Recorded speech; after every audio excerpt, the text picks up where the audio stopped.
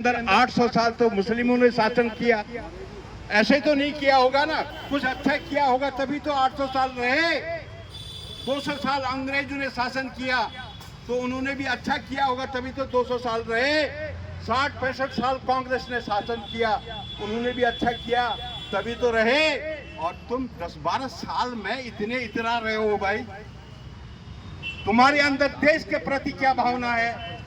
और साजिश करते हैं आप जो है ये समता गाइडलाइन जो पायल तड़वी, रोहित वेमुला और एक और हैं डॉक्टर सोलंकी, उनके द्वारा जो है पीआईएल लगाई गई सुप्रीम कोर्ट में, पीआईएल लगाई गई सुप्रीम कोर्ट में। सुप्रीम कोर्ट ने यूजीसी को कहा कि तुम एक ऐसा जो है गाइडलाइन लेके आओ जिससे कि सभी लोगों को प्रतिनिधित्व मिले।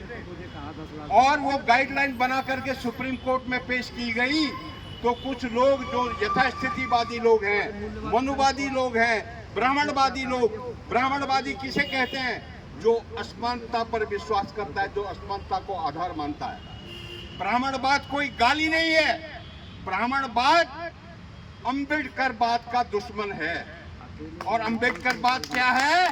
अम्बेडकरवाद है जय भीम का मतलब होता है, जय भीम का मतलब समता, स्वतंत्रता, बंधुत्व और न्याय।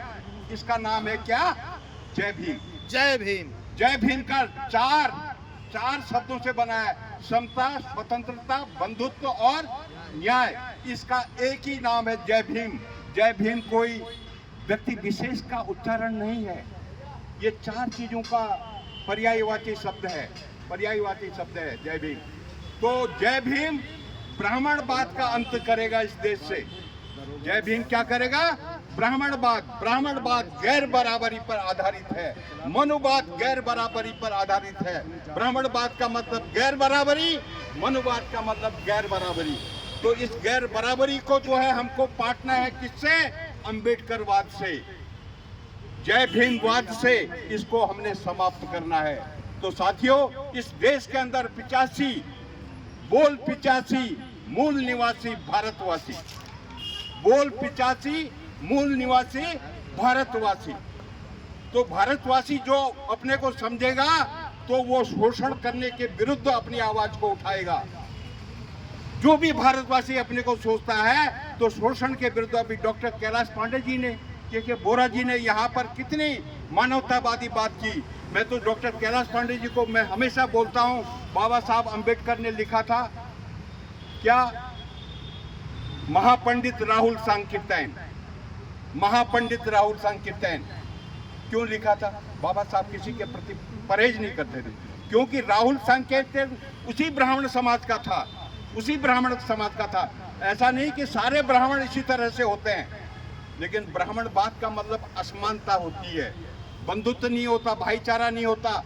मैं क्या कहता हूं? मैं कहता हूं जो धर्म नीच जातियों को पैदा करता है, मैं धर्म का नाम ले रहा हूं, नहीं ले रहा हूं ना, जो धर्म नीच जातियों को पैदा करता है वो जातियां नीच नहीं, या जिस धर्म में नीच जातियां पैदा होती हैं वो जातियां नीच नहीं, वो व्यक्ति नीच नहीं, वो धर्म ही नीच है।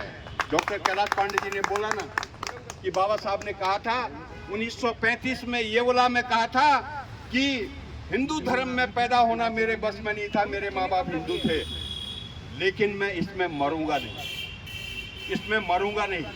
और ऐसा कह करके उन्होंने हिंदू धर्म को संदेश दिया कि ये सुधर जाएगा, ये धर्म सुधर जाएगा। कि आज मैं ऐसा बोल देता हूं तो इनमें आपसी भाईचारा रहेगा, वर्ण व्यवस्था जो है खत्म होगी। तो ये बोला गया, ये बोला गया, और 21 साल का टाइम दिया, लेकिन हिंदू धर्म सुधरा नहीं, हिंदू धर्म सुधरा नहीं। आज भी हिंदू धर्म में वर्ण व्यवस्था मौजूद है। हिंदू धर्म 4 मंजिली इमारत है, सबसे ऊपर ब्राह्मण, उससे नीचे ठाकुर, उससे नीचे वैश्य और सबसे नीचे शूद्र। और शूद्र 3 मंजिलों का भार ढो रहा है, लेकिन फिर 3 मंजिल वालों को कोई खैर खबर नहीं कि ये बुनियाद में तो ये लोग हैं, है ना, बुनियाद में तो ये लोग हैं। हमने क्या किया? इस शहर का निर्माण किसने किया? श्रमिक वर्ग ने किया ना। इस शहर का निर्माण श्रमिक वर्ग ने किया। हमने जूते बनाए, हमने मंदिर बनाए, हमने उनके मकान बनाए, उनके धारे बनाए, उनके नौले बनाए और हल जोत के खिलाया। रिश्ते में तो हम उनके बाप लगते हैं।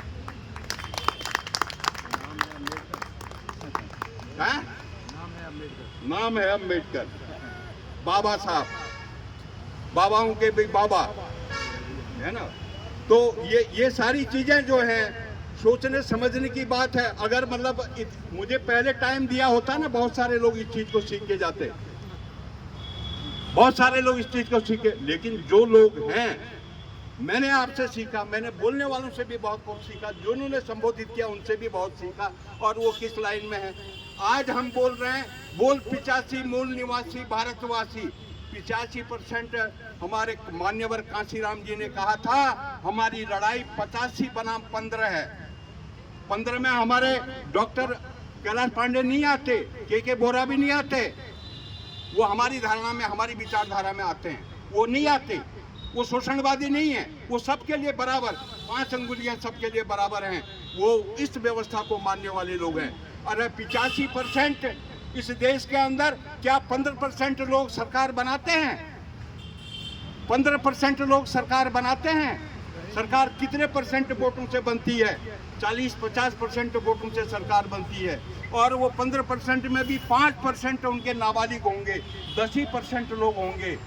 तो उनसे 40%, 30% वोट मिलता है। तो इसलिए मान्यवर कांशीराम जी ने कहा था, मैं बीएसपी का नाम नहीं, मैं एक महापुरुष का नाम ले रहा हूँ। मान्यवर कांशीराम जी ने कहा था कि वोट हमारा, राज तुम्हारा नहीं चलेगा, नहीं चलेगा, ऐसा कहा था मान्यवर कांशीराम जी ने। ठीक है ना। तो किस लिए कहा था? क्योंकि कांग्रेस ने को भी मतलब सरकार में सत्ता दी, सरकार बनाई उसने, तो उसने भी बहुजन समाज के वोट का इस्तेमाल किया। और भारतीय जनता पार्टी ने भी सरकार बनाई तो बहुजन समाज के वोट का इस्तेमाल किया। तो इसलिए हम सरकार के खिलाफ अगर आवाज नहीं उठाते तो हमारे जो वोट देने वाले लोग हैं, तो उसी से तो सरकार बनी है ना। और मैंने क्या, वोट हमारा, राज तुम्हारा नहीं चलेगा, नहीं चलेगा, मान्यवर कांशीराम जी ने कहा था। मैंने उसमें एक और ऊपर से नारा दिया है, वोट हमारा, नोट हमारा, राज तुम्हारा नहीं चलेगा। नोट का मतलब हम टैक्स के रूप में पैसा देते हैं सरकार को। वोट से सरकार बनती है और टैक्स से सरकार चलती है। और यदि हम इस जुल्म के साये में लब खोलेगा कौन? अगर हम भी नहीं बोले तो फिर बोलेगा कौन? जुल्म के साये में लब खोलेगा कौन? अगर हम भी नहीं बोले तो फिर बोलेगा कौन? तो ये सतत चलने वाली प्रक्रिया है। और इनका मकसद ये है कि इस देश की शिक्षा व्यवस्था को चौपट कर दो। इस देश में लाखों स्कूलों को बंद कर दिया गया है जो गरीबों के लिए खुले हुए थे, और उनकी जगह पर शराब के ठेके, देसी शराब के ठेके खोल दिए बर्बाद करने के लिए। अगर किसी देश को बर्बाद करना है तो उसकी शिक्षा व्यवस्था को सबसे पहले बर्बाद करो। इसीलिए हायर एजुकेशन में जो मतलब ये यूजीसी का ये था, यूजीसी गाइडलाइन थी, इसको ख़त्म करने के लिए सरकार ने साजिश की है। सरकार ने साजिश की है। भाई, जब कोर्ट में ये मामला गया है तो कोर्ट ने सुनवाई करनी चाहिए। और सरकार की तरफ से सॉलिसिटर जनरल होता है, अटॉर्नी जनरल होता है, उसने क्यों नहीं सुना?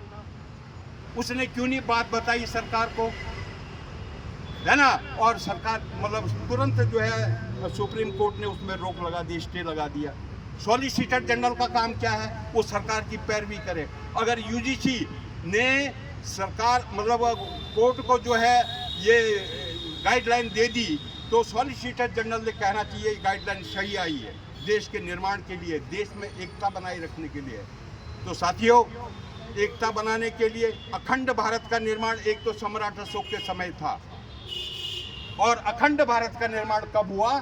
26 जनवरी 1950 को, जब बाबा साहब ने इस देश का संविधान लिखा। 565 रियासतों का विलीनीकरण हुआ, है ना। सम्राट अशोक के समय एक अखंड भारत था और एक अखंड भारत 26 जनवरी 1950 को बना। और इस भारत को ये खंडित करने की साजिश कर रहे हैं। इसलिए हमारे पास जो वोट की ताकत है 85% है, और सिर्फ शेड्यूल कास्ट के लोग ही मतलब सारे एसटी, ओबीसी, माइनॉरिटी, जनरल, महिलाओं की लड़ाई लड़ेंगे? बाबा साहब ने हिंदू कोड बिल दिया। हिंदू कोड बिल सिर्फ शेड्यूल कास्ट के लिए नहीं था, पूरे समाज की महिलाओं के लिए था। क्योंकि समाज में अगर किसी मंदिर में पुजारिन देखते हैं, कोई महिला होती है पुजारिन? किसी मंदिर की पुजारिन महिला होती है? नहीं होती है। किसी मस्जिद की मौलवी महिला होती है? नहीं होती है। किसी गुरुद्वारे की ग्रंथी महिला होती है? नहीं होती है। और किसी चर्च की पादरी महिला होती है? नहीं होती है। लेकिन देश की राष्ट्रपति हो सकती है, देश की प्रधानमंत्री हो सकती है ना, देश की मुख्यमंत्री हो सकती है, और देश की वकालत करने वाली जज हो सकती है, और देश में इंजीनियर हो सकती है, डॉक्टर हो सकती है, प्रोफेसर हो सकती है। तमाम पदों में मतलब महिला जा सकती है। वो किसकी वजह से? भारत के संविधान की वजह से, भारत के संविधान की वजह से। इसलिए पाखंड को छोड़ो, ये धर्म नहीं धंधा है, यहाँ पढ़ा लिखा भी अंधा है। तो हिंदू राष्ट्र की बात कर रहे हैं। अरे तुम एक गांव बना करके देख लो यार, हिंदू राष्ट्र गांव, हिंदू गांव बना करके देख लो। और हिंदू राष्ट्र की बात कह रहे हो, बाबा साहब अम्बेडकर ने बोला था जब तक हिंदू समाज में रोटी बेटी का नाता नहीं होगा, हिंदू कभी इकट्ठा नहीं होगा। रोटी बेटी का नाता नहीं होगा। मैं बोल रहा हूँ, 4 मंजिली इमारत है, सबसे ऊपर ब्राह्मण, नीचे ठाकुर, नीचे वैश्य, नीचे शूद्र, और एक दूसरी मंजिल में जाने का कोई रास्ता नहीं है। एक से दूसरी मंजिल, ठाकुर साहब ब्राह्मण के यहाँ नहीं जाएंगे, रोटी बेटी नहीं होगी, यहाँ बनिया के साथ नहीं होगा, ऐसा नहीं होगा, किसी के साथ नहीं होगा। ये वर्ण व्यवस्था हिंदू धर्म की है। इसीलिए मैंने कहा, जो धर्म नीच जातियों को पैदा करता है, वो जातियां नीच नहीं, वो व्यक्ति नीच नहीं, वो धर्म ही नीच है। इसलिए बाबा साहब अम्बेडकर ने 14 अक्टूबर 1956 को इस धर्म को छोड़ दिया, गंदा नाला हिंदू धर्म का। उन्होंने कहा कि गंदे नाले से मैं निकल रहा हूँ, है ना, 14 अक्टूबर 1956। और वो कहीं क्रिश्चियन नहीं बने, वो कहीं मुस्लिम नहीं बने, लेकिन इसी देश में पैदा हुए तथागत बुद्ध की शरण में गए, बुद्ध के विचारों की शरण में गए। इसलिए भारत का संविधान तथागत बुद्ध के दस्तावेजों का, बुद्ध की जो करुणा, प्रज्ञा, करुणा, मैत्री पर आधारित जो संविधान है, भारत का संविधान बुद्ध का दस्तावेज है। तो सबको मानना पड़ेगा, भारत के संविधान को मानना पड़ेगा। तो साथियों, थोड़ा कहना बहुत समझना, विद्वान के लिए इशारा ही काफ़ी। हमने आपको इशारा दे दिया। हम तो डूबते हुए सूरज हैं, आज हैं तो कल चले जाएंगे, लेकिन हमारे नवयुवकों को आगे आना होगा। और ये जो कार्यक्रम हमारे मूल निवासी संघ के द्वारा रखा गया, तो इसमें थोड़ा सा खर्चा भी आया, क्योंकि भाई तन मन धन तीनों चीज़ें खर्च होती हैं। और मैं तो कहता हूँ, किसी भी संगठन को चलाने के लिए mind, money, muscles and media की ज़रूरत पड़ती है। Mind, money, muscles and media की ज़रूरत पड़ती है। तो जिसको जितना भी सहयोग हो पाएगा और वो करें तो अच्छी बात होगी, है? हाँ, तो जितना भी सहयोग जिससे हो पाता है वो करें, क्योंकि ये कार्यक्रम जो है अपने लिए नहीं है ना। जो आदमी अपने लिए जीता है उसका सिर्फ मरण होता है, जो समाज के लिए, राष्ट्र के लिए जीता है उसका समरण होता है। साथियों, अपने लिए जीने वाले का सिर्फ मरण होता है, जो समाज और राष्ट्र के लिए